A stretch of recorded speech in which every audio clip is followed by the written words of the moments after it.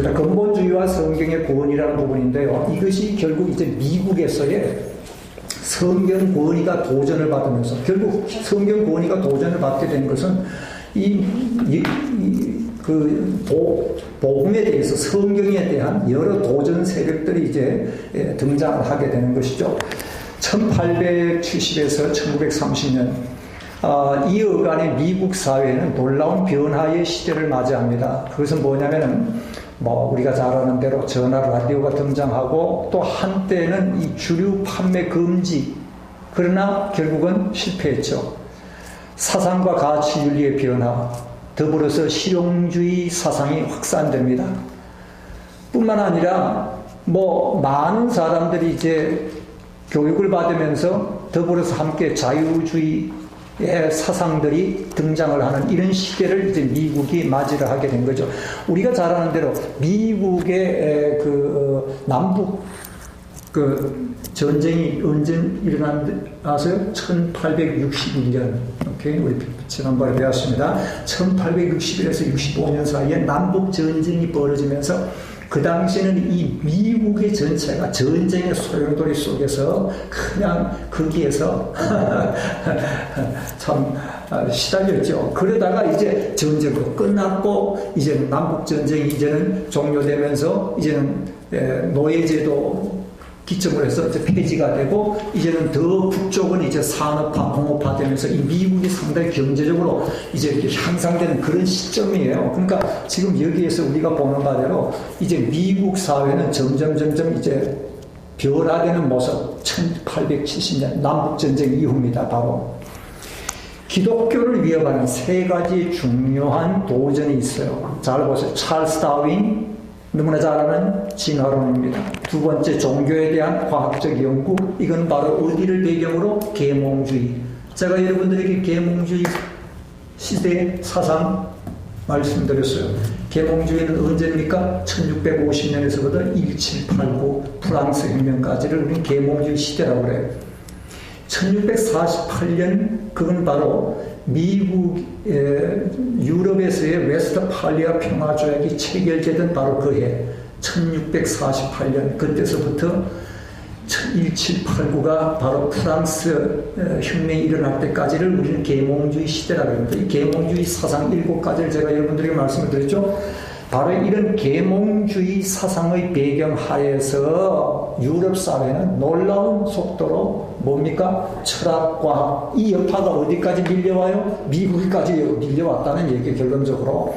그래서 과학적 탐구 이런 것들이 아주 활발하게 일어났죠. 세 번째, 미국인의 생활 양식의 변화. 자, 여기 찰스 다윈 경우를 잠깐 한번 보세요.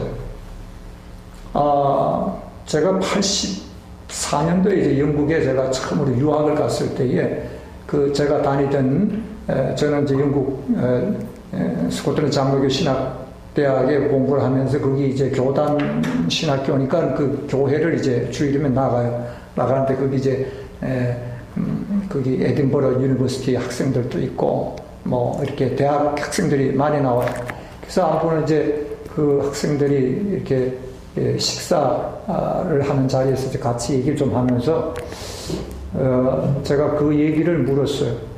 아니 어떻게 이렇게 이 영국이 이렇게 한때 참 신앙적으로 번성하다가 왜 이렇게 영적으로 다운이 됐는가? 이제 처음 가자 이제 궁금해서 그걸 물었어요. 그러니까 그 대답이 세 가지. 첫 번째가 뭐냐면은 세계 1차, 2차 대전으로 인해 가지고 사람들이 많이 이제 이렇게 전쟁으로 인해서 죽임을 당하고 하니까 신의 존재에 대한, 하나님의 존재에 대한 회의감. 두 번째가 진화론. 세 번째가 매스미디어를 통해 가지고 이 성직자들과 이 교회에 대한 그런 희화화라고 그러죠. 그걸 코믹화 한다 그러는 그걸 아주 그냥 이게 소위 말해서 우스꽝스럽게 만드는 거예요. 매스미디어에서 성직자들 교회 할 것 없이 그냥 아주 완전히 우스꽝이로 만들어 버리는 거예요. 그러니까 일반 대중들이 볼 때에 이 교회라는 곳이 무슨 신성한 이미지는 하나도 없어요. 그러니까 여지없이 교회, 더 나아가 성경의 권위는 실추되고 찰스 다윈 진화론의 영향, 그리고 1차, 2차 세계대전에 그런 여파들로 인해서 영국 교회가 시들어졌다는 걸 그때 처음으로 제가 들었어요. 그 대학생들이 그 얘기를 하더라고요. 똑같은 얘기입니다. 이게 찰스 다윈의 진화론은요, 이게 1900년대 초에 미국에 아주 상당한 충격을 줬어요. 그래서 이 진화론, 종의 기원을 발표했지. 뭐 잘 아는 대로 이 이론 가운데 적자생존 내전 자연도태, 이런 모든 것들은 창세기에 나와 있는 천지창조라는 이 성경의 창조 기사에 대한 직접적인 도전이에요. 아이고, 창조가 뭐냐? 태고적부터 이 원소 플러스 에너지 플러스 그 다음 시간 플러스 이런 것들이 함께 결합돼서 오랜 세월 전에 한 생명이 출현했고, 그 생명이 점점 고등동물로 발전하면서 인간이 출현하게 되었고, 그리고 원숭이에서 이제 이렇게 된 거예요. 이제 이런 것들이 바로 진화 이론의 내용들이죠. 그래서 인간의 혈통이라는 것은 뭘까요? 진화의 과정을 통해서 결국은 고등한 동물인 인간이 등장하게 되었다. 여기에 함수를 떠가지고 허버트 스펜서라는 그 사람이요, 조직 철학이라는 책자를 통해서 인간은 원시 상태에서 고도의 복잡한 상태로 발전되었는데, 기독교는 원시 종교로서 현대인에게 맞지 않다. 여러분들이 지금 보실 때에 짐승과 사람 사이에 현격하게 구분하는 그 차이점이 뭔지 아세요? 인격과 양심 부분입니다. 개나 돼지개는 없어요. 사람에게는 있어요. 인격과 양심. 고양이 개들이 거짓말 합니까? 고양이 개들은 거짓말 안 해요. 거짓말 누가 해요? 사람이 한다니까. 그래서 사람이 거짓말을 밥 먹듯이 하면 누구 말도 못해? 이게 자칫하면 짐승들은 솔직해요. 걔네들은 아프면 바꾸는 것부터 해. 그래야 빨리 낫거든. 주인이 퇴근해서 오면 어떻게 합니까? 짖잖아요. 거짓말 안 해요. 사람이 거짓말을 반복듯이 그러니까 이게 왜냐면 짐승들에게는 윤리적인 이슈가 없습니다. 왜 없어요? 그네들은 양심이 없으니까. 그네들은 인격이 없으니까. 사람에게만 윤리적인 이슈가 제기되고 있습니다. 그러니까 인간의 가치라는 것은 어디에 있는가? 그의 인격과 그의 양심에 있지, 결코 그의 외모에 있지 않아요. 이걸 알고 나면 여자들, 남자들 자유함이 있어요. 특히 여자들 얼마나 자유한지 몰라요. 비교할 필요도 없고, 여러분, 내면이 보다 가치 있는 것이지 외면이 아니라는 얘기입니다.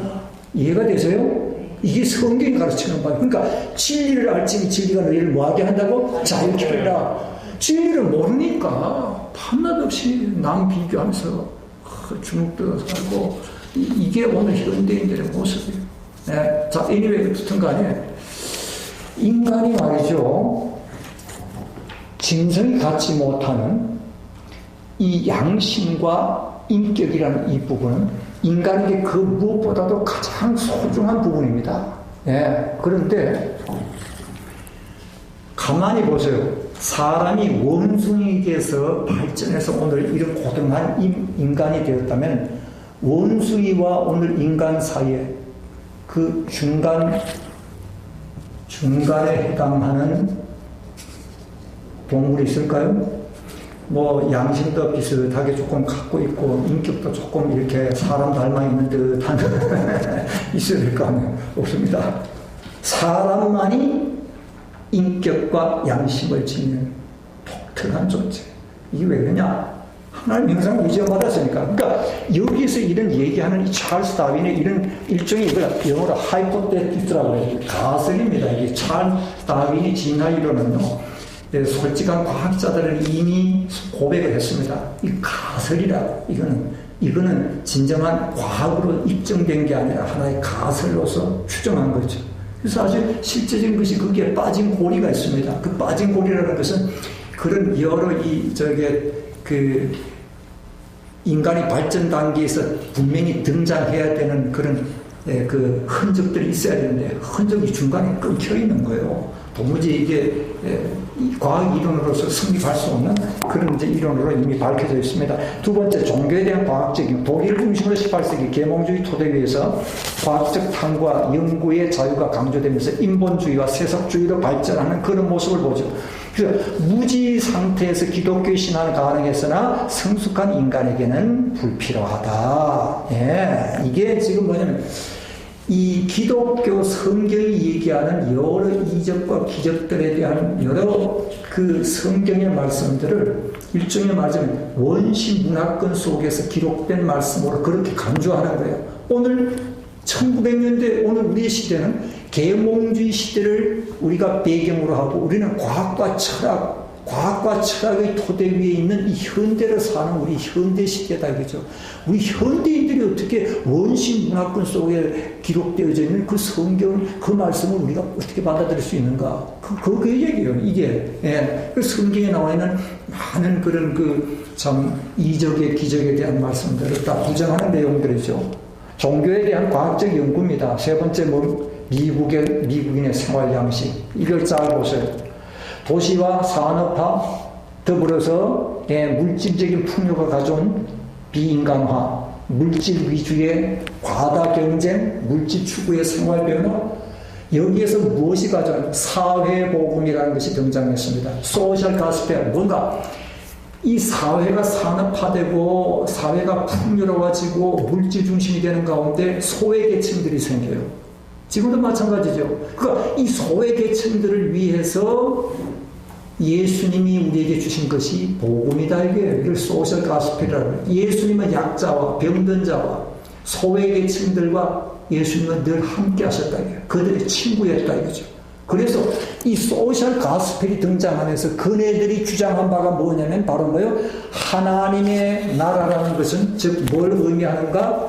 바로 이 땅의 모든 부조리와 모든 불법과 불의를 바로 일소하고 이런 것들을 바로잡고 사회 개혁을 통해서 진정한 이 땅에 하나님의 나라가 세워지는 것, 이것이 뭔가? 하나님의 나라예요.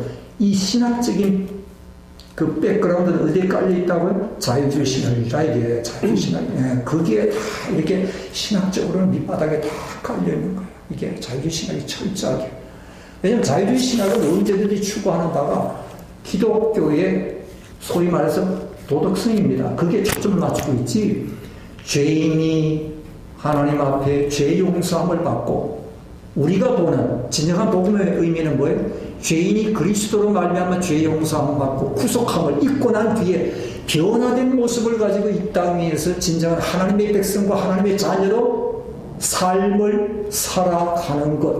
그거죠? 그러면서 우리는 이 땅에서 뭐요? 너희는 세상의 소금과 빛이니. 그겁니다. 근데 이거는 거기에는 안중에도 생각이 없어. 사실은 그것이 복음의 핵심인데, 무엇만이요? 오직 이 복음이 사회 변화와 부조리, 그죠? 이런 불의를 바로잡고, 진정한 이 땅에 하나님 나라 건설하는 그것이 진정한 복음이 아닌가? 완전히 하나님의 말씀의 복음에 대한 변질입니다. 그래서 제 교환에 이제 거기 가보시면은요, 그 19페이지가 되겠죠? 19페이지. 19페이지 가보시면은 거기 그 넘버 3 하단 저기 마지막입니다. 거기 보시면은 위에 하나님의 나라가 이 미국에 건설될 것이다.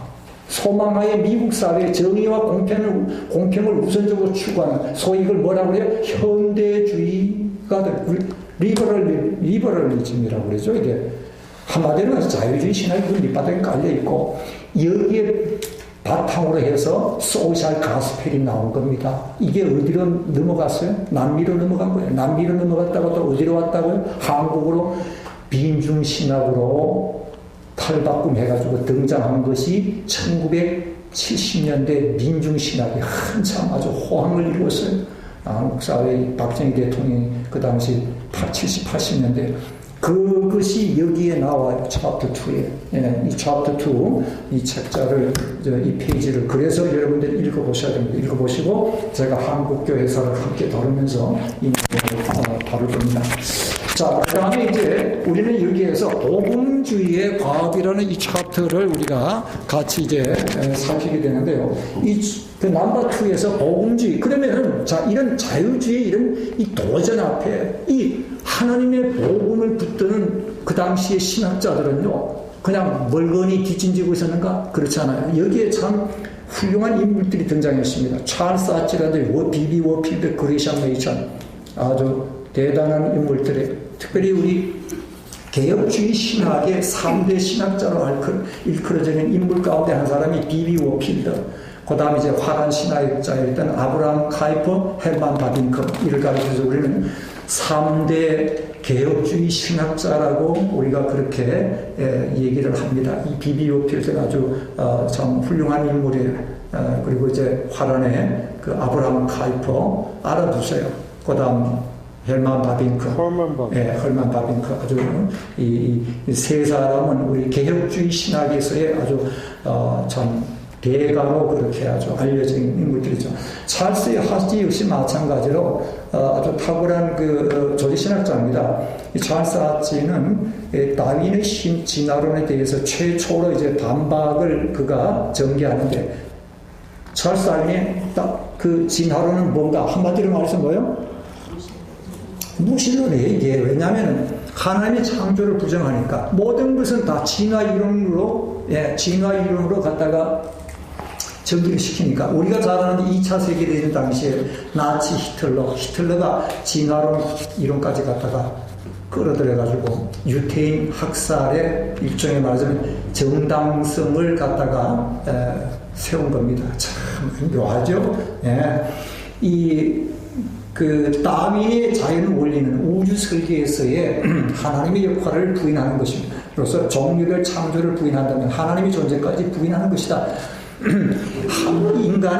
인간을 포함해서 이 땅에 지음받은 모든 만물들은요, 특별히 이 생물들에 대해서 하나님은 아주 선명하게 창세기에서 종류대로라는 것을 성경이 아주 언급하고 있습니다. 항상 종류대로. 그러죠? 종류대로. 사람은 사람이에요. 이게 원숭이하고 다릅니다. 전에 말씀드린 대로 인간이 인간으로서의 가치를 지니는 것은요, 어디에 있다고요? 내면입니다. 뭘까요? 인격과 양심입니다. 인격과 양심이에요. 사람들은 외면을 봐요. 그러나 여호와는 어디를 살피시나니? 마음을 살피시는 힘을 보시나니. 이 내면이 말이에요. 내면이. 그 사람이 사람의 탈을 썩는데 자기 인격과 양심을 포기해버리면요, 그 사람은 사람이 아니라 뭡니까? 이미 짐승으로 전락되어 버린 거예요. 이게 인간입니다. 그러니까 성경이 보는 바의 인간에 대한 이 가치 판단은요, 그 어떠한 것과 비교될 수 없는 아주 탁월한 거예요. 성경이 보는 인간관, 인간의 가치, 그것은 바로 하나님의 형상이 있어요. 그 하나님의 형상 때문에 인간에게 뭘 지니고 있는가? 인격과 양심이라는 것. 이게 짐승에게 없습니다. 근데 이 진화 이론이 부딪히는 가장 난점이 뭔지 아세요? 바로 이 양심이에요. 양심과 인격 부분이 진화론에 부딪히는 또 하나의 난점입니다. 이 진화론으로서는 인간의 양심의 출처를 설명할 길이 없네. 아니, 이게 왜냐면요, 인간이 진화를 통해서 예를 들어서 양심이 왔다, 가정을 한다면 이 양심 부분이라는 것은 우리 인간이 그 어느 누구도 사실 원치 않는 부분들입니다. 왜냐하면 양심이 없으면 사람이 속이 편해요. 거짓말도 하고 남의 것도 훔치고 해도 전혀 내 마음에 거리낌도 없고 그렇게 마음이 편안할 수가 없어. 근데 이 양심 때문에 우리는 불편한 거예요. 거짓말하면 불편하고 남의 것 훔치면 불편하고, 그죠? 사기치면 불편하고. 그래서 이 양심이라는 것은 내가 원해서 온 것이 아니라, 스스로 원해서 내가 취한 것이 아니라 외부에서 주입되어진 것이다. 이게 양심의 특징입니다. 외부에서, 누구에 의해서? 하나님에 의해서 주입이 된 거예요. 이게 하나님에 의해서. 영혼은 여호와 하나님의 등불이다, 그 말씀이 있어요. 그죠? 자문서에 나오죠. 그게. 예. 하나님이 인간을 만드시면서 이 양심을, 근데 범죄함으로 인하여서 인간의 양심이 죄로 말미암아 사실 오염이 됐습니다. 오염이 됐음에도 불구하고 이 양심이 때로는 뭐요? 우리로 하여금 우리의 마음을 찌르잖아요. 근데 이것이 그리스도로 말미암아 죄 용서함을 받고 그리스도의 피에 한번 적신바 되어졌을 때 히브리서 9장 23, 24절에 나와요. 그리스도의 피 뿌림을 받은 우리의 양심은 더더욱 죄에 대하여서 민감하게 반응시해요. 아주. 예. 그래서 우리가 그리스도의 피에 뿌림받은 이 양심으로 기꺼이 하나님을 섬기지 못하겠는가? 그 히브리서에 나와 있단 말씀이에요. 예. 그러니까 우리는 그 진화 이론에 대해서는요, 이거는 말 그대로 추호의 일고의 가치도 없어요. 이게. 예. 이미 많은 과학자들, 솔직한 과학자들은요, 찰스 다윈의 이 진화론에 대해서 그 흡입성을 이미 얘기를 했습니다. 워필드의 케이스에 보면은 성경 자체의 진술과 교회의 증거 일치하는 성경의 모순을 주장하고 있다. 워필드는요, 특별히 그 성경의 연관 부분에 대해서 그는 아주 굉장히 강력하게 성경적 의미를 드러냈던 아주 훌륭하신 인물이에요. 나중에 이제 성경 연관 부분 밑에서 좀 나옵니다, 이제. 그 다음, 그레이션 메이천은 우리가 너무나 잘 아는 대로 1930년대 프린스톤이 좌경화되면서 웨스트민스터를 설립한 인물이죠. 아주 훌륭한 학자예요, 그레이션 메이천은. 기독교와 자유주의라는 이 책자를 통해 가지고 현대주의에 대한 장로교회의 대응을 그가 입장을 밝힌 아주 그 참 탁월한 학자예요.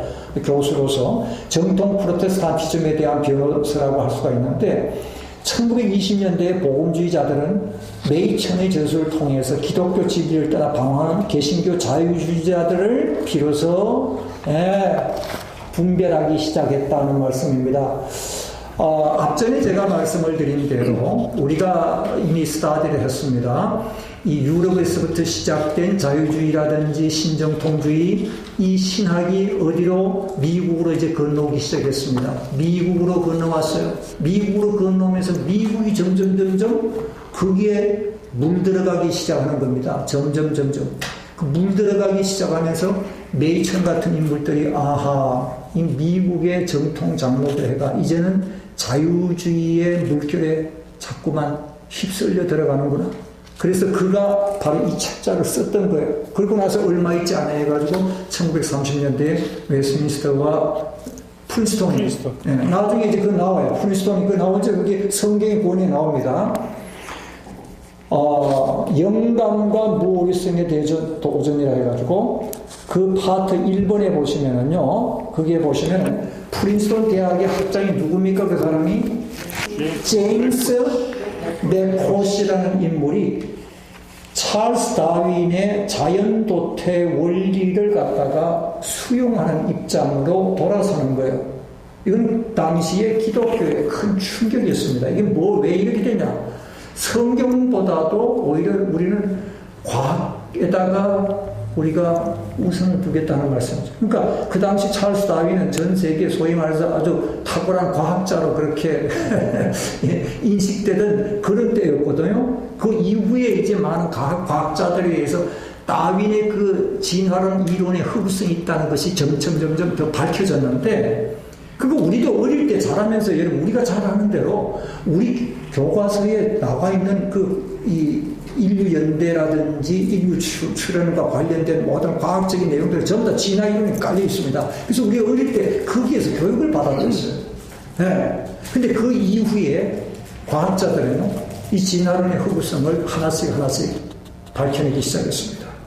근데 그 훨씬 그 이전에 1900년대 초에는 이미 이 찰스 다윈의 진화 이론이 서구 사회에 굉장한 그 소위 센세이션을 일으킨 거예요. 그러니까 이 프린스턴 대학장이었던 그 당시에 맥코시, 제임스 맥코시 이런 인물이 이런 다윈의 이론을 갖다가 수용하는 입장이에요.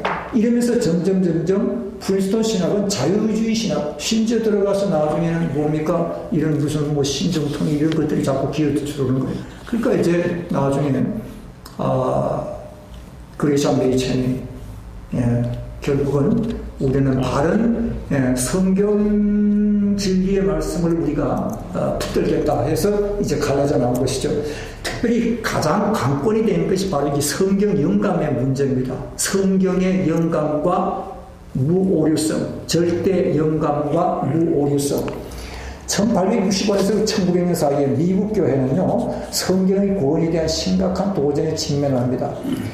이때 이미 유럽부터 불러 들어오는 이 성경 비평학, 그리고 또 한편은 찰스 다윈의 진화론, 이것이 이 성경이 과연 하나님의 말씀일까? 라는 퀘스천을 던지기 시작하는 거예요. 자, 여러분 잘 들어보세요.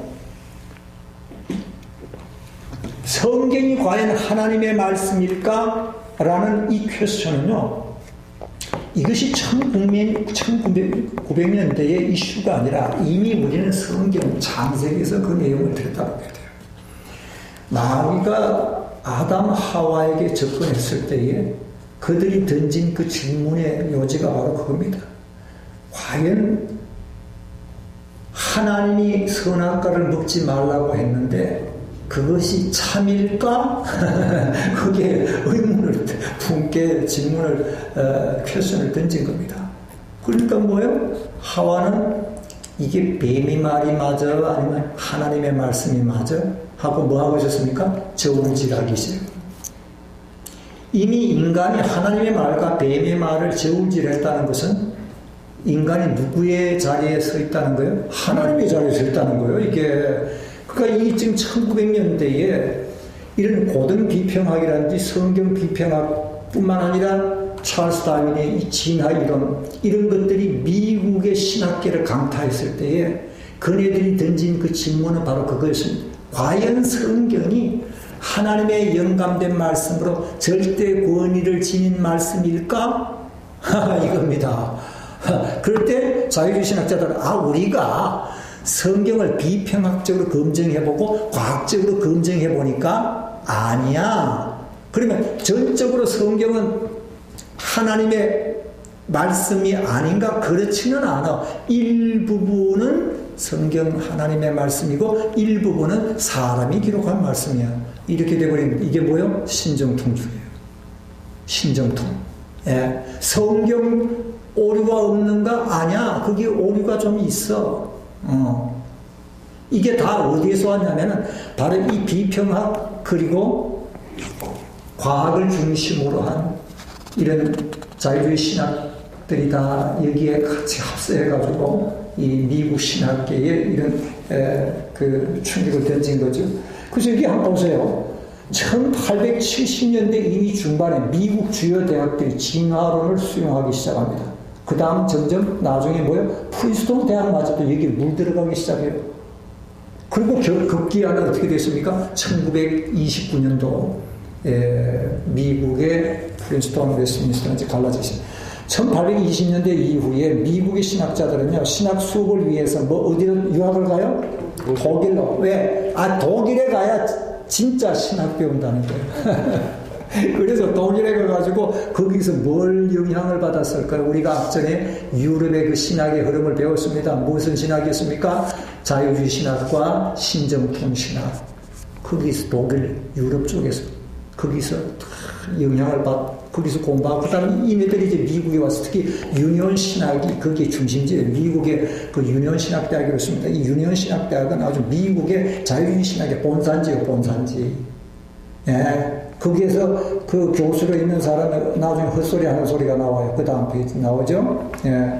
결국 장로교 총회에서 추방되는데, 아무튼지 간에 이게 지금 1820년대 이후에 미국의 신학자들은 1900년대죠. 소위 말해서 이게 독일로 유학을 하면 소위 고등 성경 비평에 그네들이 아주 물들기 시작해요. 그러면서 특별히 성경의 기록 연대라든지 저자 이런 데 대해서 많은 의문을 제기하죠. 소위 정통적인 성경관에 대한 도전입니다.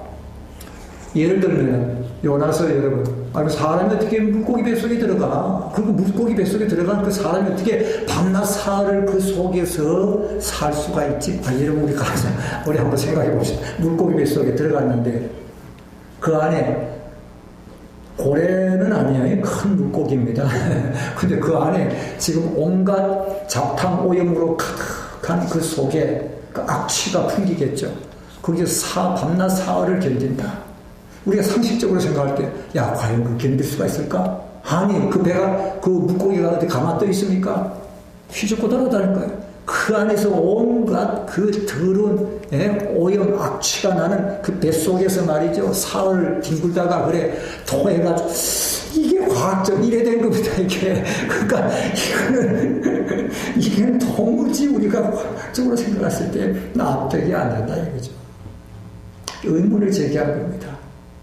성경에 우리는 여러 가지 많은 이 예언서에서부터 창조 기사에서부터 바로 이런 부분들이죠. 성경 비평학이 등장하면서 성경에 대한 우선 저자 문제, 저작권입니다. 과연 이건 누가 진짜 참으로 아니면 편집했을까? 그래서 JPD라는 거. 소위 모세 오경? 모세가 아니야. 모세가 어떻게 JPD? 이게 소위 말해서 편집설입니다. 여기저기 그 당시 중동 지역에 떠돌아다니던 문서들을 갖다 조합해가지고 갖다가 짜집기 맞춰가지고 성경책이라고 편집해서 낸 거다, 이게.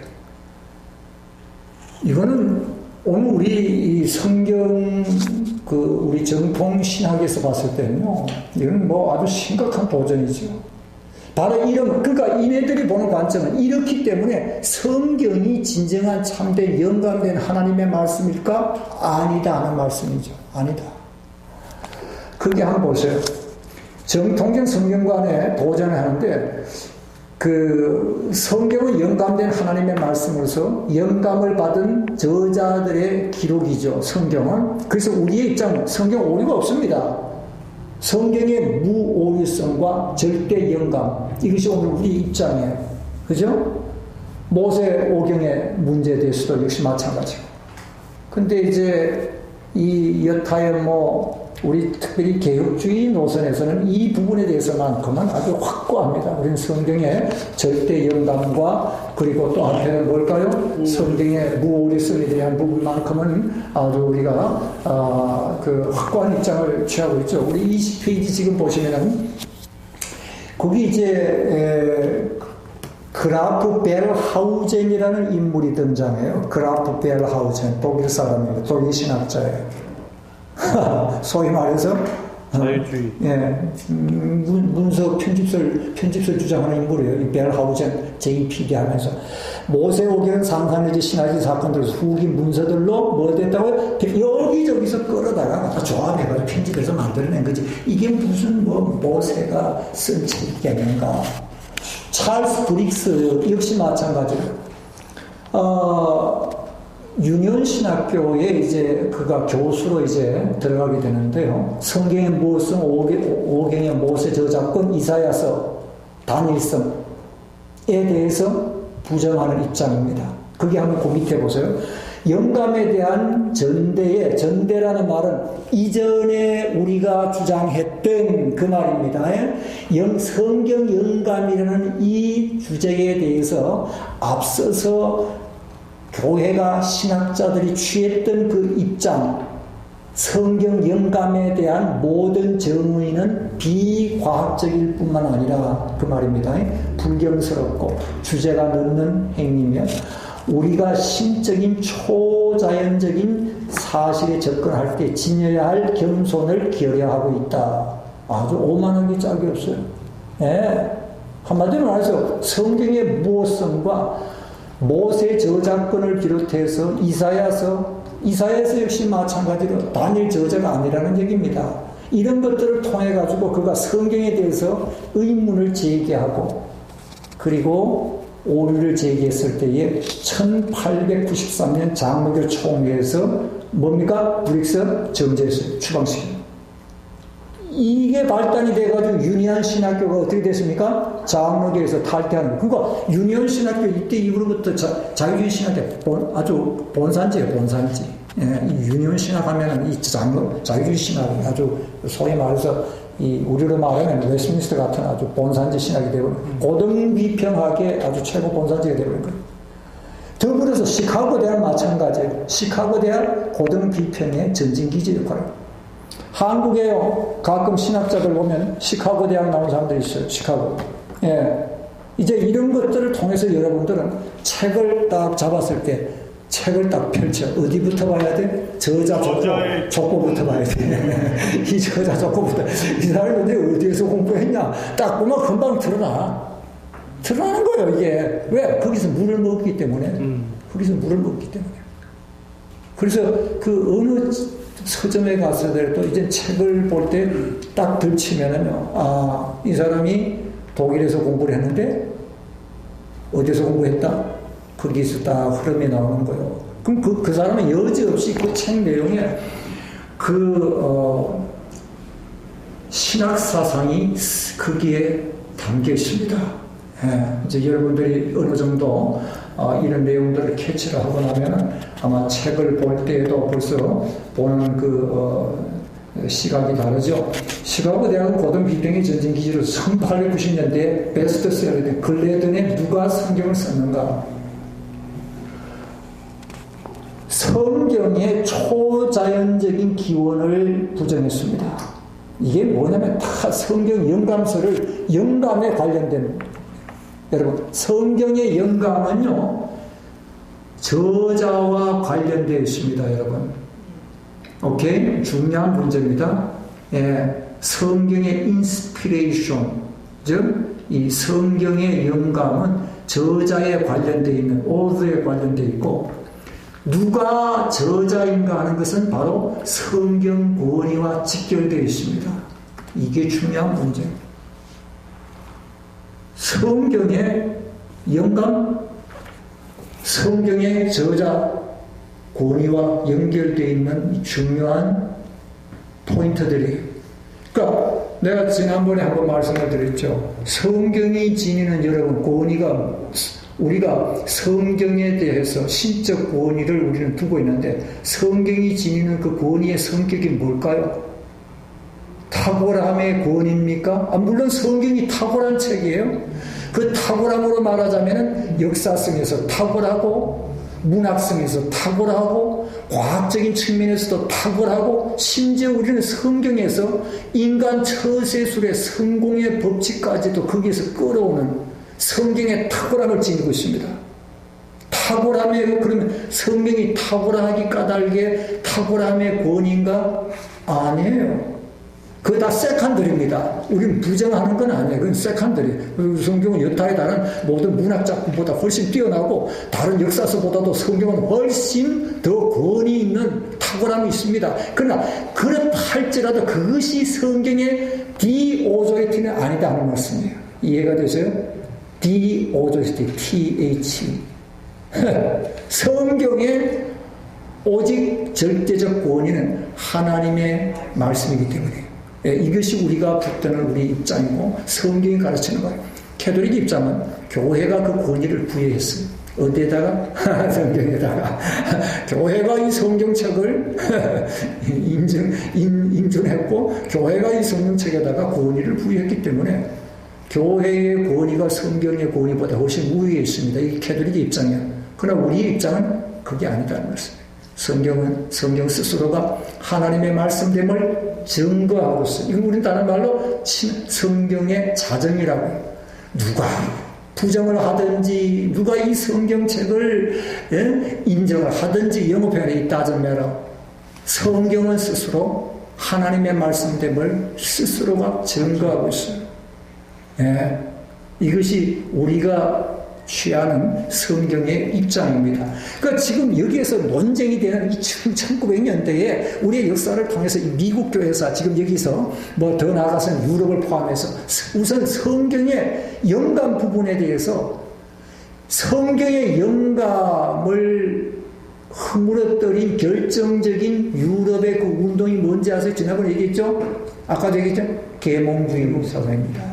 계몽주의 사상이요, 성경에, 왜요? 계몽주의 사상의 특징이 뭡니까? 인간 이성의 절대성, 인간 이성의 권위, 그것이 성경 권위보다 우위에 서니까 성경의 영감성은 여지없이 다 뭐요? 허물어지는 겁니다.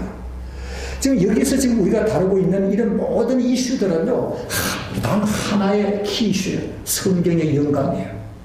과연 성경이 하나님에 의해서 영감되어진 말씀인가? 하나님에 의해서 영감된 말씀이라면 거기에는 신적 권위가 담겨있는 말씀. 그러니까 자유주의 신학자들과 고등 비평을 하는 사람들은 그거 받아들여, 안 받아들여? 안 받아들여. 우리 싫다는 거야, 그거. 왜? 일찍이 그네들은 어디에 물먹었기 때문에 계몽주의 사상이에요. 이래 된 겁니다, 이게. 우리는 이미 이제 그 지나간 그런 모든 사상의 흐름을 알기 때문에 이제는 여러분들이 이게 훨씬 쉽게 이해가 되고 와닿아요. 아, 그렇지. 왜? 계몽주의 사상 자체가, 계몽주의 운동 자체가 절대적인 인간 이성의 절대성입니다. 거기에는 누구가 깔려있어요? 철학자들과 과학자들이 깔려있단 말이에요. 계몽주의 시대에 여러분 등장했던, 제가 차트 페이지로 나눠드렸죠? 기라성 같은 인물들이 있어요. 철학자들, 과학자들이 절비하게 깔려있습니다. 그러니까 이것이 오늘 유럽 사회와 현대 사조, 현대 정신을 이루고 있습니다. 남크리스찬 세속사회. 그리고 이것이 신학계에 이렇게 스며져 들어왔고요. 네. 지금 우리가 여기 이제 시카고 금방 읽었는데요. 성경의 초자연적 기원을 부정하는 거예요. YMCA 단체들의 성경 학습서로 활용이 되기 시작했습니다. 복음주의 신앙은 약화되고, 소위 말해서 불가지론자라든 로버트 잉글솔의 고등 비평이 확산되기 시작. 이 불가지론자들은 그 어떤 것도 우리는 알 수 없다는 거죠. 찰스 하치, A.A. 하치, 이 부자관계죠. 그다음 워필드의 성경 영감과 무호성에 대한 비용. 이제 이런 차제에 그 당시 프린스톤이 아직 갈라지기 전이었습니다. 프린스톤의 교수였던 유명한 학자들이 찰스 하치, A. 하치, 워필드 이런 분들이 성경 영감에 대해서, 왜? 우리는 성경 영감서를 디펜스, 변호해야 되니까 성경이 성경 영감에 대해서 스스로 증가하고 있다. 성경은 하나님의 감동으로 된 것으로 나와 있죠. 책망과 교훈과 의로 교육하기에 유익하니 하고 쭉 나와 있습니다. 그 다음 이제 베드로서에도 보면은요, 경의 예언은 사사로이 풀 것이 아니니 하고 이렇게 쭉 나와 있죠. 성경 영감에 대한 부분들이 여러분들이 저 신학 시간에 공부 다 할 텐데 바로 그 부분들입니다. 그래서 성경 영감과 그 무호성에 대한 변호하는 책자들이 많이 이제 출간이 돼요. 그 넘버 2에 가보시면은요, 근본주의와 이제 근본교리에 대한 부분. 자, 여기에서 이제 뭐냐면은 소위 말해서 근본주의 운동이 이제 등장을 하는데, 여러분, 근본교리라는 것은, 이것은 성경이 말하는 이 가장 중요한 교리들을 우리는 분명히 확고하게 붙든다 하는 입장이죠. 뭐 이럴 때는 동정녀 탄생이라든지 예수 그리스도의 십자가의 죽으심과 부활이라든지 이 아주 중요한 근본적 교리들이 우리가 그 성경의 이 영감설, 무호성이라든지 이런 근본적인 것들, 여기에 대해서 이제 그 복음주의 계통의 교회들이 그 입장을 표명을 한 겁니다. 우리는 성경의 근본 교리에 대해서 우리는 우리의 입장을 천명하겠다. 성경에서부터 소위 말해서, 그래서 여기 지금 보시면은 1910년 초죠. 학술지의 이 근본 교리들에 대한 이제 발표가 여러 군데서 이제 출판이 됩니다. 목적은 뭐냐? 목적은 단 하나예요. 성경의 무오류성이죠. 성경의 무오류성, 그리고 성경의 권위에 대한 복음주의자들을 결집하기 위해서, 여기에 대해서 공통되게 공감된 신학적인 성경적 입장을 취하고 있다면은 우리 다 함께 힘을 단합하자 이거예요. 예. 바로 여기에서 이제 이 미국의 복음주의권이 이제 형성이 되면서 자유주의 신학에 대해서, 물론 그 안에 이제 우리 개혁주의 노선을 따르는 또 그 신학 흐름은 또 이 장로교회, 특히 웨스트민스터가 이제 중심이 되는데, 재미있는 건 뭐냐면은요, 제 교환에 지금 보시면은 21페이지에 가보시면은요, 21페이지에 1, 2, 3, 그 세 번째 패러그램 맨 하단에 가보세요. 맨 하단에 가보시면은 21페이지 교환 위에서 한 세 번째 패러그램 그 보면, 보수주의 신자들이 1915년 무렵에 자유주의 신학교를 기피해서 어디로 갔습니까? 성경학교로 이제 입학하기 시작했습니다. 이게 뭐냐? 일반 대학 내에 혹은 또 미국의 큰 신학대학들, 사실 이 당시에 이 성경학교는 무슨 학위도 주는 학교가 아니에요. 그냥 변변한 그런 거, 그냥 말 그대로 바이블 칼리죠. 예, 여기로 말하면, 여기 지금 탈보도 당시에 그런 학교였습니다. 탈보도. 예, 이제 그 이후에 이제 유니버시티가 되고, 이제 이렇게, 바이올라 유니버시티 이렇게 돼가지고, 학교가 이렇게 발전했지만, 초기에는 이게 다 바이블 칼리지였어요. 무디 바이블 칼리지. 그죠? 예, 이게 다 바이블 칼리지들이었어요. 그러니까, 지금 여기 얘기하는 이런 왜냐하면 여러 학교들이 다 신학이 자유주의화되고 거기에 다 휩쓸려 들어가니까 진정한 복음주의권 내에서 세운 이런 바이블 칼리지들이 이제는 사역자들을 양성하기 위해서 신학교들을 조그만하게 세운 거예요. 그러니까 우리 말은 고등성경학교 정도. 정말 볼품 없는 거죠. 근데 거기 바이블 칼리지 그런 성경학교에서 이제 성경 신학을 공부하고 배운 분들이 많이 한국의 선교사로 들어온 겁니다. 이해가 되세요? 그런데 그 중에 그분들의 대부분이 세대주의 신학을 공부한 자들이에요. 그래서 한국 교계에 들어온 신학이 초기, 그러나 그네들의 복음에 대한 열정은 대단했습니다. 그러나 신학은 세대주의였어요. 세대주의가 특별히 두드러지게 드러나는 사이드가 어디냐면 종말론에 들어가서, 소위 말해서 전천년설을 주장하는 이 세대주의 신학이 이제 거기에서, 그래서 한국교회가 거기에 아주 이렇게 물이 젖어 있었댔어요, 우리가. 예, 그게 이제 70년대, 80년대, 90년대, 이제는 그 신학이 좀 한국이 깊어졌고, 또 이런 신학자들이 많이 외국에서 공부하고 들어오면서 이 세대주의가 지니고 있는 그런 약점이 뭔지를 짧게 좀 말씀을 드릴게요. 세대주의에서 두드러진 게 바로 종말론입니다. 우리와 아주 예리하게, 아주 다른 측면이 바로 그거예요. 확연하게 다른 것이, 우리의 입장은 바로 무천년설, 무천년설이라는 것은 요한계시록 20장에 나와 있는 그 천년설에 대한 기록인데, 그걸 이제 어떻게 해석을 할 것인가? 아마 나중에 여러분들이 종말론 절신학에서 아마 공부를 하게 되겠죠. 결정적인 것은 뭐냐면요, 이 세대주의 전 천년설은 예수님의 재림을 이중재림으로 보고 있어요. 공중재림, 지상재림. 그 사이에 7년의 갭이 있고, 지상에서는 7년 대환란이 일어나요. 그 7년 대환란을 하프로 나누어서 전 3년 반, 후 3년 반. 그 후 3년 반에 일어나는 그 전쟁을 아마겟돈 전쟁. 아마겟돈 때문에 전쟁이 나겠죠.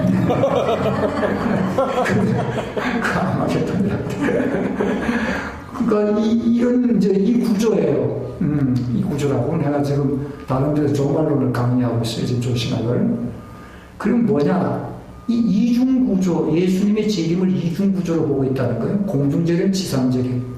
공중에서는 예수님이 공중에만 재림을 해요. 7년 뒤에 땅으로 내려오셔. 그래서 그 사이 갭이 7년이 있다 이 말이에요. 예.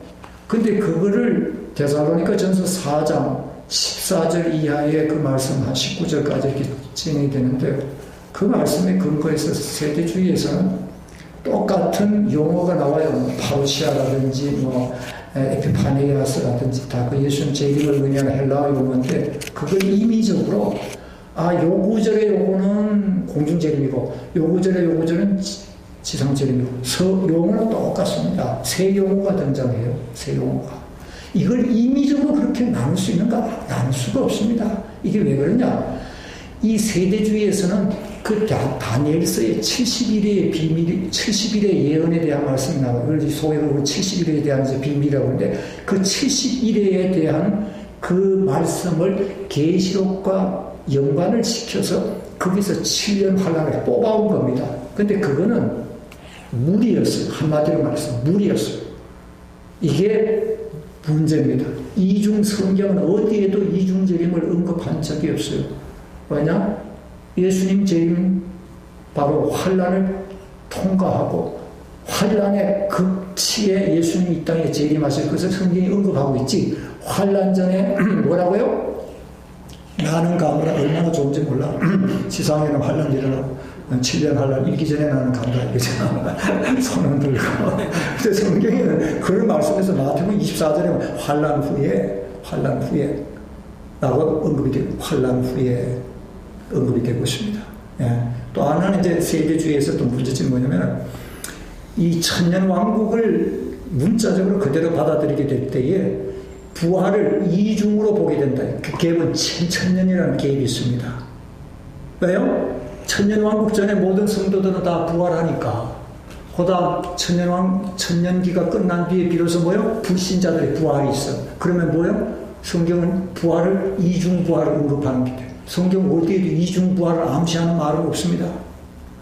그래서 우리가 이 종말론에 대해서 특별히 키워드는 바로 재림, 심판, 재림, 부활, 심판이 종말론의 키워드예요.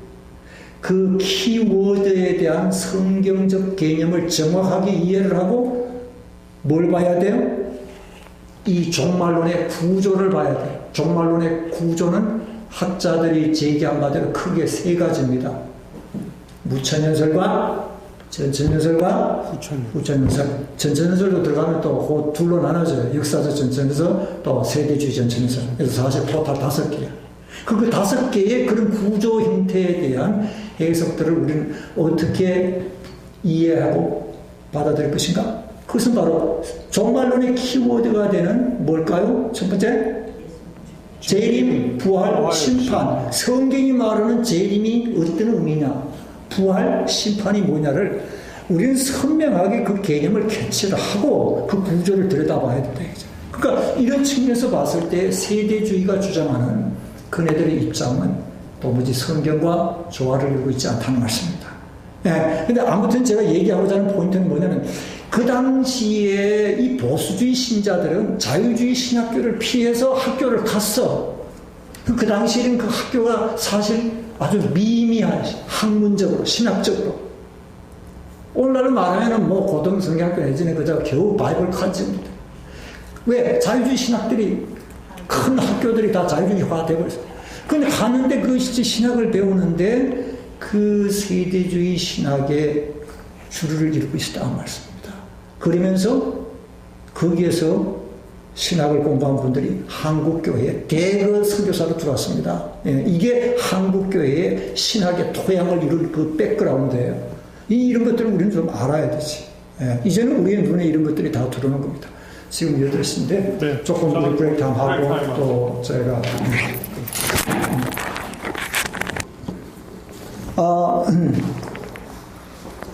자, 여기 지금 우리 좀 계속 좀 나가십시다. 자, 그래서 아까, 지금 우리 제 교환에 이 21페이지에 지금 와가지고요. 이 21페이지에 와서, 이 지금, 뭡니까? 근본주의와 근본교리에 대한 문제들, 여기서 이슈가 되었던 것은 당연히 성경의 영감성에 대한 문제라든지, 더불어서 또한 성경의 무오류성, 여기에 대해서, 참, 이 무디 성경학교, 뭐, 여기 지금 본 대로, 지금 무디 성경학교 같은 경우에는, 이제, 제임스 그레이그, 그가 이제 교장이었는데요. 영감 부분에 대해서 아주 그런 확고한 입장을 밝혔습니다.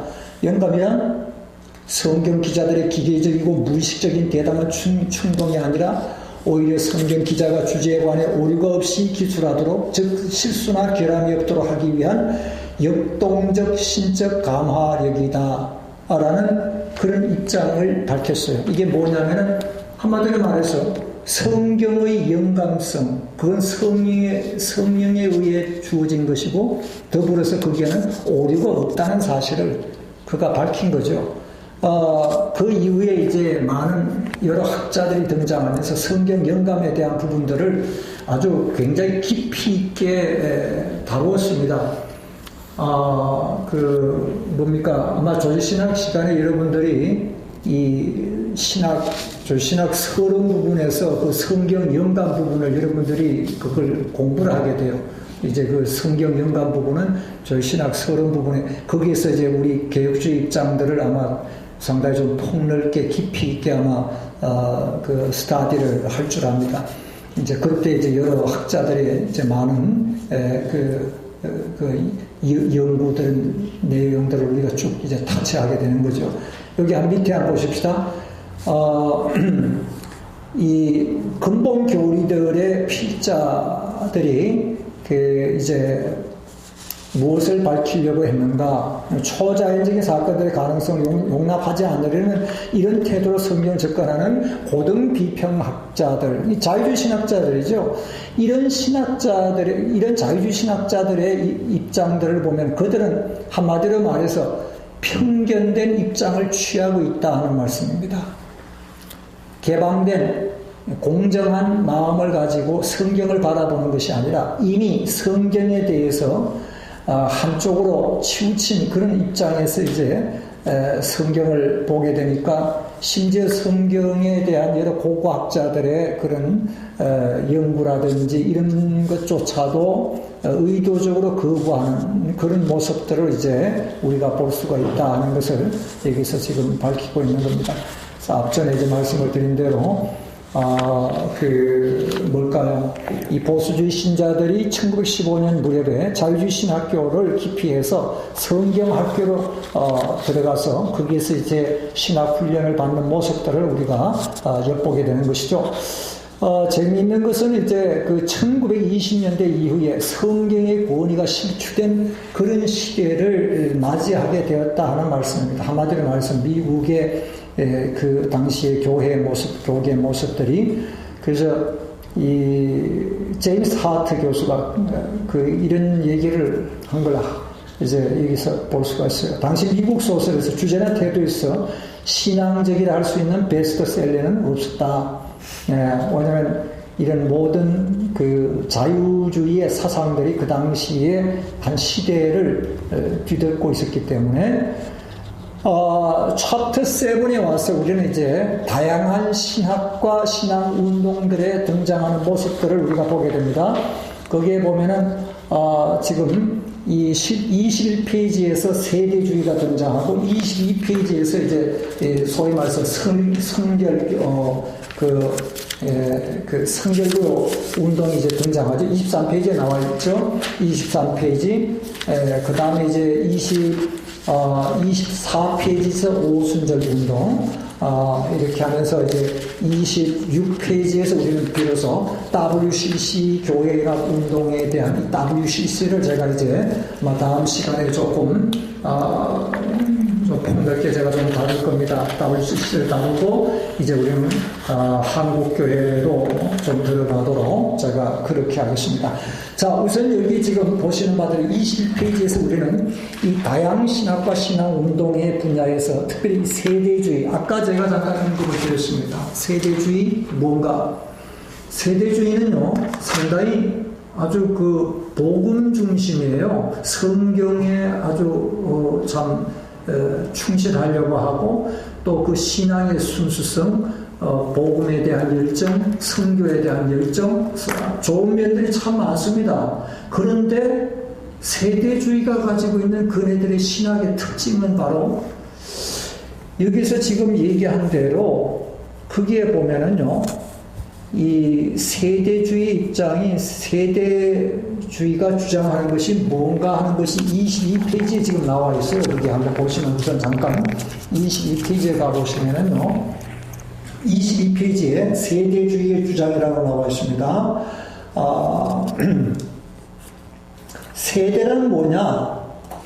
하나님의 특정 계시에 대한 인간의 순종 여부를 시험하는 각 시대를 우리는 세대주의라 한다 그럽니다. 그럼 그 세대가 몇 개로 나누어지냐면 7세대로 나누어 있어요. 그게 저 위에 올라와 있습니다. 그게 7개로 나누어져 있는데, 그게 보면은 그것이 22페이지에 거기 위에 나와 있죠. 그 7세대로 쭉 나와 있습니다. 거기 22페이지 상단에 보시면요, 거기에는 무죄시대, 양심시대, 인간정부시대, 언약시대, 율법시대, 은혜시대, 왕국시대. 자, 지금은 어느 시대냐? 은혜시대예요. 그 다음 창세기는 무죄시대입니다.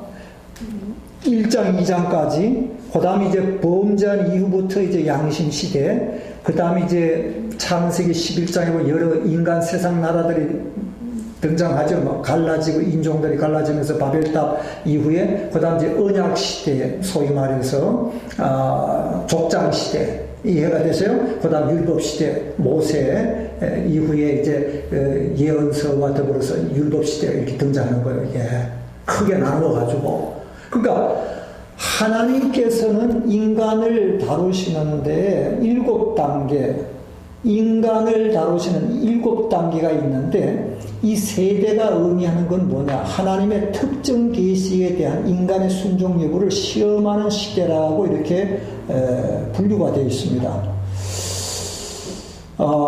지금 시대를 가리켜서 은혜 시대라고 그래요. 지금은 이 세대주의할 것 같으면, 그 다음 왕국 시대는 언젠가 소위 말해서 천년왕국 시대.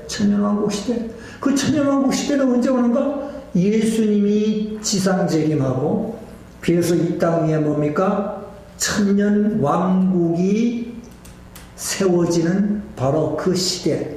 사실은 예수님이 그 당시 천년왕국이 이 지상에 세워지고 그 보호자를 어디에다가 세우시냐면 예루살렘에 세운다라고 되어 있습니다. 그네들의 세대주의 신학에 의하면 예루살렘이에요.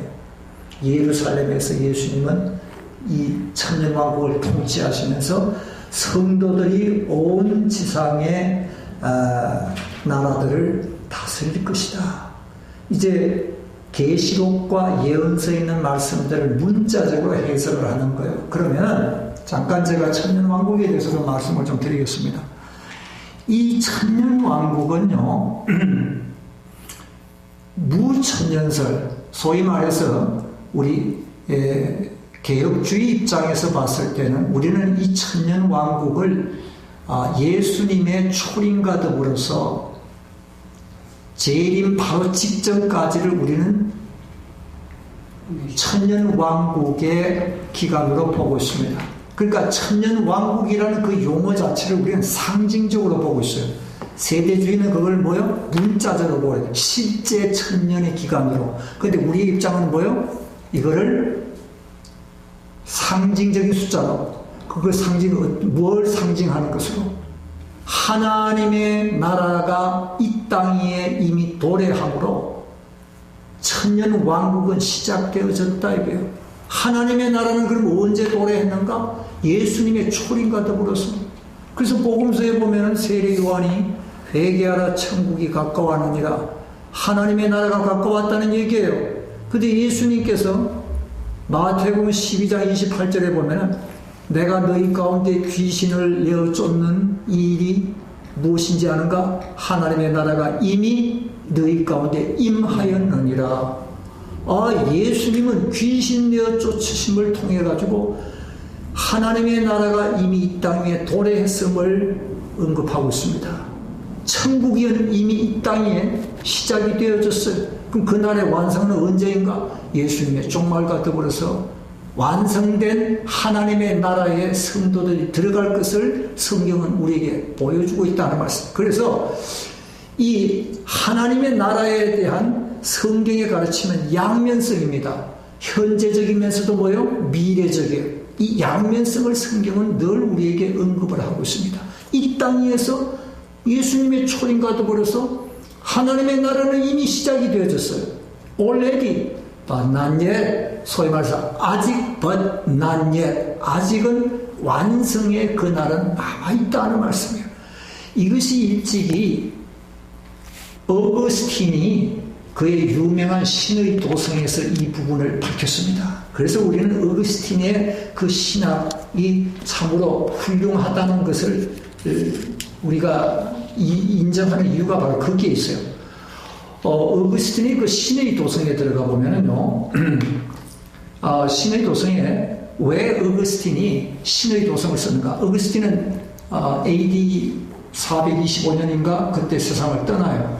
그러면은 로마 제국이 언제 망했는가? 476년에 망합니다. AD 476년. 그럼 426년이면 로마 제국이 바로 망하기 직전에 이제 이분이 세상을 떠났는데,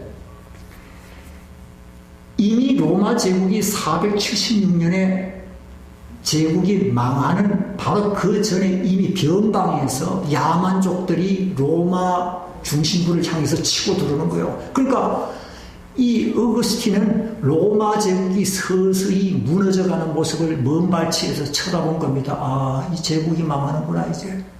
물론 그런 지중해를 건너서 칼타고라는 지역에서 그 히포의 주교였어요.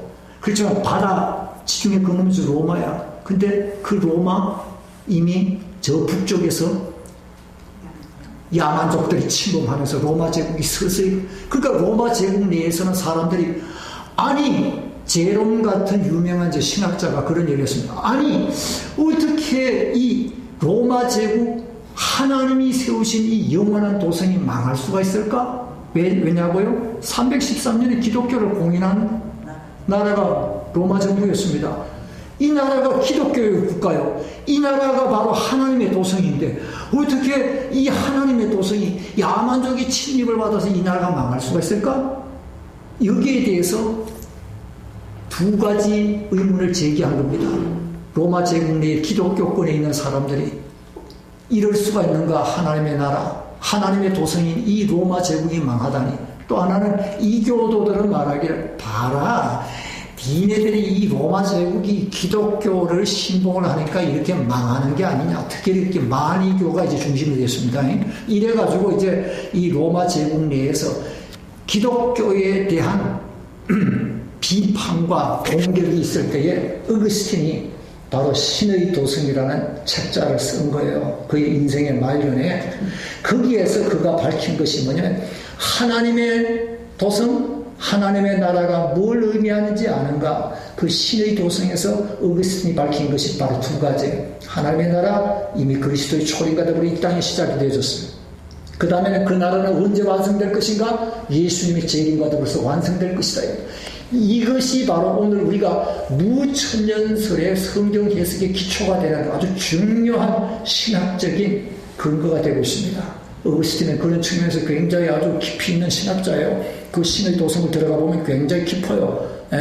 그건 뭐 이제 우리가 초대교회사에서 아마 제가 다루게 되면은 그 내용을 좀 더 펼쳐서 이제 말씀을 좀 드릴 텐데, 어떻든 간에 지금 우리가 보는 바대로 이런 왕국 시대라는 것은 세대주의 관점에서는 바로 천년 왕국이 뭐라고요? 실제 지상에 세워진다 이게요. 실제 세워진다 이게요. 이런 이제 일곱 단계를 나누어서 세대주의. 근데 이제 이 세대주의의 문제점이 뭔가? 우리가 좀 잠깐 좀 이거 마지막 아마 좀 살피고, 아마 이거 좀 우리가 일단 오늘은 좀 23페이지입니다. 자, 세대주의 문제점이 뭐냐? 세대주의의 문제점이라는 것은요, 지금 크게 세 가지로 우리가 지적을 할 수가 있는데, 그 세대주의에서 앞전에 말씀드린 대로 세대주의에서가 그 문제가 어디에서 가장 두드러지게 제기가 되냐면 바로 종말론이에요, 종말론. 특히 종말론에서 뭘 주장하고 있습니까? 바로 이중재림, 그리고 문자적인 천년왕국. 이중재림에서 예수님의 공중재림과 지상재림 사이에 몇 년의 갭이 있다고 아까 얘기했죠? 7년, 7년. 그 다음 이제 지상에서는 7년 대환란. 그것도 줄로 나눠서 전 3년 반, 후 3년 반. 이런 것들은 성경 그 어디와도 사실 조화를 이루지 못해요. 여러분들이 이 그림 조각 맞추기 하는 그걸 뭐라고 그러나? 퍼즐이라고 그러나? 해보셨어요? 마치 그런 식으로 성경을 짜집게 해가지고 이렇게 해석을 한다. 이거는 우리가 도저히, 그래서 이 세대주의가 특별히 두드러진 부분이 바로 종말론 부분입니다. 이제 자, 이런 것들을 우리가 염두에 두고 지금 제 교환에 23페이지 지금 상단에 가시면 문제점 1, 2, 3가 나와 있는데 그 첫 번째 보시겠습니다. 인간의 타락한 이후에 하나님의 구속의 역사는 인간의 양심에 있는 것이 아니라 구속의 계약에 있다. 타락한 인간에 대한 하나님의 은혜는 구속 계약의 형태로 주어졌다는 말씀입니다. 구속 계약을 시작으로 메시아 오기까지 하나님은 전 성경을 통하여 이 계약을 성취하라. 자, 이 말씀이 무슨 뜻이냐 하면은요. 성경 해석의 중요한 원리는 딱 두 가지입니다. 세대로 볼 것인가, dispensation이라고 그러네요, 영어로. 그래서 dispensationalism을 세대주의라고 그럽니다, 영어로. dispensationalism. 아니면 covenant, 언약으로 볼 것인가. 양자 중에 선택이에요. 예외 없습니다. 자기주의 신학자들은 그 관심도 없어요. 그러나 성경에 충실하려고 하고 내가 성경을 좀 바르게 이해하려고 하면 양자 선택이에요. 세대라는 관점에서 성경을 이해하고 볼 건지 아니면은 언약으로 볼 건지 딱 양자 중에 하나입니다. 그럼 왜 하필이면 언약인가? 창세기 3장 15절에서부터 요한계시록까지가 언약으로 관통하고 있습니다. 3장 15절이 뭐예요? 소위 이걸 우리는 영어로 라틴어로 프로토 이방겔리움, 원시복음이라고 해요. 최초의 복음. 여자의 후손이 뱀의 머리를 상하게 할 것이요. 하나님이 아담 하와가 범죄함으로 행위의 언약에서 실패했을 때 하나님은 뭘 주신 겁니까? 은혜의 언약을 주신 거예요. 은혜의 언약의 최초의 선포가 창세기 3장 15절입니다. 굉장히 중요한 말씀. 그래서 갈라디아서 4장 4절에 때가 참에 여자의 후손에서 나게 하시고 라고 사도 바울이 갈라디아 4장 4절에서 언급을 하고 있어요. 그러니까 창세기 3장 15절은 소위 말해서 최초의 복음, 원시복음, 프로토 이방겔리움, 이 말씀을 하나님은 성취하기 위해서 한 민족의 조상을 택했습니다. 그게 누구라고요? 아브라함. 그리고 한 민족을 택했는데 누구라고요? 이스라엘 민족이에요. 아브라함을 택해서 하나님께서 아브라함과 뭘 맺었습니까? 창세기 15장에서 언약을 맺었습니다. 그리고 너와 내 후손의 양피에다가 언약의 표징을 세우라. 그게 뭐였습니까? 할례. 예, 이게 성경이 일관되게 흘러가는 모든 건 언약입니다. 심지어 이스라엘 백성들이 바벨론에 포로로 잡혀갔다. 여러분들 돌아오는 사건, 언약 때문에 이스라엘 백성들이 자기의 나라 옛 고토로 돌아올 것이라는 것이 예언되고 있어요. 예언서에 보면 이사야서, 예레미야서, 에스겔서 다 나왔습니다. 출애굽 사건, 이스라엘 백성들이 하나님께서 이스라엘 백성들을 어떻게 출애굽시키는가? 출애굽의 그 모티브가 뭐냐? 그게 출애굽기 2장 24절에 나와 있어요. 다 읽어보세요. 굉장히 중요하기 때문에 지금 이제 언약에 관련되기 때문에 제가 이 말씀을 지금 드리는데요. 출애굽기 우리 다 같이 이 2장 그 마지막 절 말씀이 2장 23, 24절 말씀인데 다 보세요. 굉장히 중요한 말씀입니다. 자, 하나님께서 이스라엘 백성들 고역 가운데서 저들이 부르짖을 때에 어떻게 저들을 건져내셨는가? 하나님이 이스라엘 백성들을 건져내신 이유는 단 하나입니다. 언약 때문에요.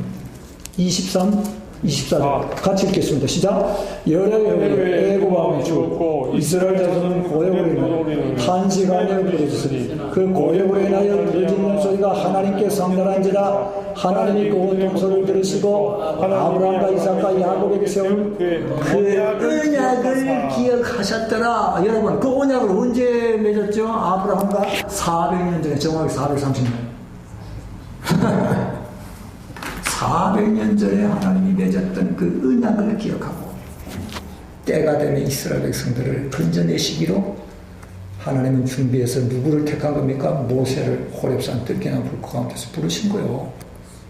그리고 이 언약의 주제가 뭔지 아세요?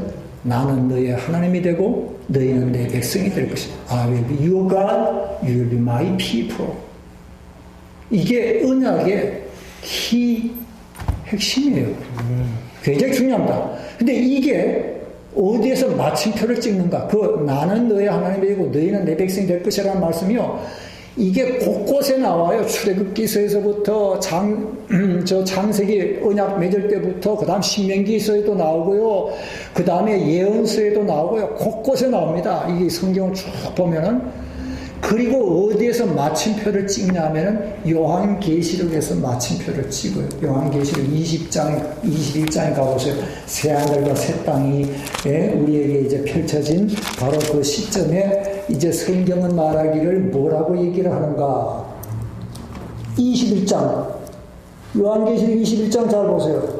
이제 언약이 요한계시록에 와서 마침표 찍어요. 마침표를 찍는다. 21장에 보시면은요.